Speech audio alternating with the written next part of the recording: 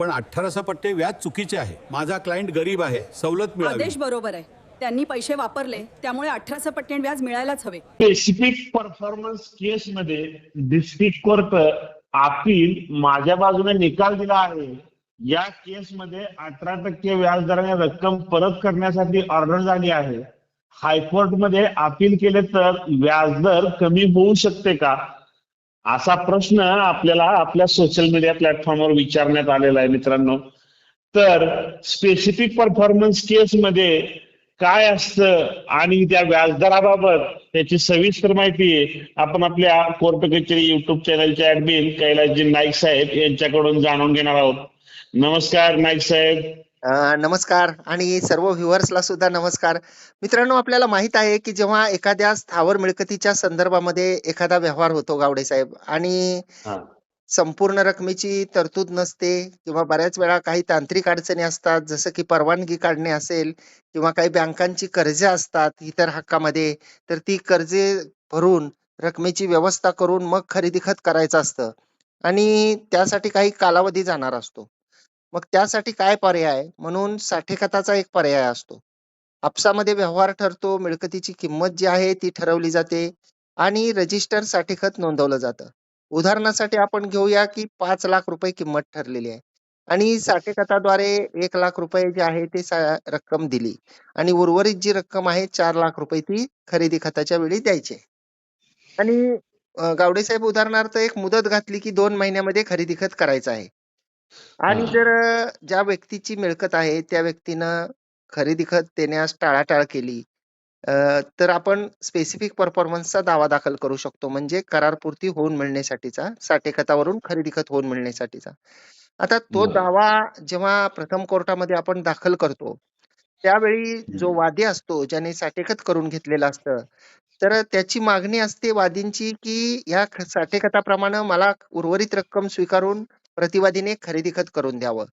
आणि दुसरी एक मागणी असते की जर का मेहरबान कोर्टाला असं वाटलं की खरेदी खत करून देता येत नाही, तर मी जी रक्कम दिलेली आहे त्या प्रतिवादीला, तर ती रक्कम व्याजासह मला परत देण्याबाबत आदेश करण्यात यावे. ही विकल्पाची मागणी असते, म्हणजे वैकल्पिक मागणी.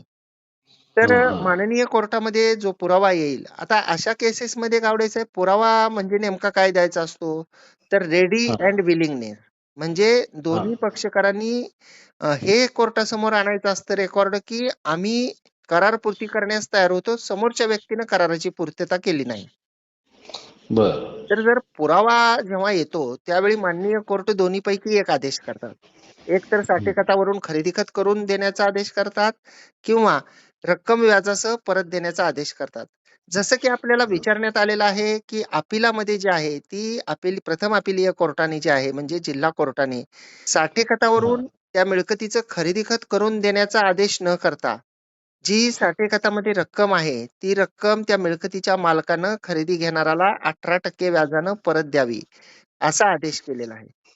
तर तो आदेश मान्य नाही, म्हणून उच्च न्यायालयामध्ये अपील दाखल करता येईल का, आणि अपील दाखल केल्यानंतर जो व्याज आहे जे 18% दिलेला आहे तर ते कमी होऊ शकेल का. आता या प्रश्नाच्या अनुषंगानं उत्तर देताना आपल्याला तर असं वाटतं की जे आदेश केलेला आहे जिल्हा कोर्टाने 18% प्रमाणे व्याज देण्याचा, तर ते मेहरबान कोर्टाचं डिस्क्रिशन असतं, म्हणजे मर्जीचा भाग असतो. माननीय कोर्ट फक्त मुद्दल रक्कम देण्याबाबत आदेश करू शकतात, 18% व्याज देण्याचा आदेश करू शकतात किंवा कमीही व्याज देण्याचा आदेश करू शकतात. असं स्पेसिफिक कायद्यामध्ये कुठं नाही की अमुक एवढ्या टक्केनीच रक्कम परत देण्याबाबत आदेश माननीय कोर्टाने करावा. माननीय कोर्ट केसची परिस्थिती, संपूर्ण आलेला पुरावा याचा विचार करून ते आदेश करतात. आणि गावडे साहेब, अशा प्रकरणांमध्ये जेव्हा स्पेसिफिक परफॉर्मन्स नाकारलेला असतो माननीय कोर्टाने आणि रक्कम व्याजासह परत देण्याचा आदेश केलेला असतो, तर जनरली बऱ्याचशा केसेसमध्ये जेव्हा असे प्रकरण माननीय उच्च न्यायालयासमोर जातात, त्यावेळी माननीय उच्च न्यायालय हे प्रथम अपिलीय कोर्टाचा जो आदेश आहे तो कायम ठेवतात. म्हणजे जी व्याजाची रक्कम आहे ती शक्यतो बदलत नाही. अगदी रेअरेस्ट ऑफ रेअर केस मध्ये जी आहे ती अशा प्रकारचा व्याजाचा दर हा बदलू शकतो. जर का साठे खत करून देणाऱ्या व्यक्तीचं असं म्हणणं असेल की मला रक्कमच मिळालेली नाही, माझ्याकडून फसवून घेतलेलं आहे साठेखत, किंवा जी रक्कम देतो म्हणाले होते साठेखतामध्ये ती मला मिळालेलीच नाही, आणि तसे त्यांच्याकडे पुरावे असतील काही, तर रक्कम सुद्धा मी देणे लागत नाही. या मुद्द्यावर अपील करणं योग्य होईल.